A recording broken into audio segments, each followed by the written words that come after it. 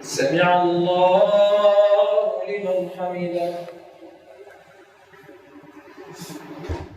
اللهم اهدنا فيمن هديت، وعافنا فيمن عافيت، وتولنا فيمن توليت، وبارك لنا فيما أعطيت، وقنا برحمتك واصرف عنا شر ما قضيت، فإنك تقضي ولا يقضى عليك، إنه لا يذل من واليت ولا يعز من عاديت، تباركت ربنا وتعاليت، لك الحمد على ما قضيت، ولك الشكر على ما أعطيت.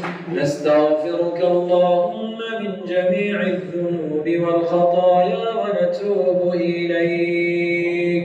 اللهم صل على محمد وعلى آل محمد كما صليت على إبراهيم وعلى آل إبراهيم في العالمين إنك حميد مجيد.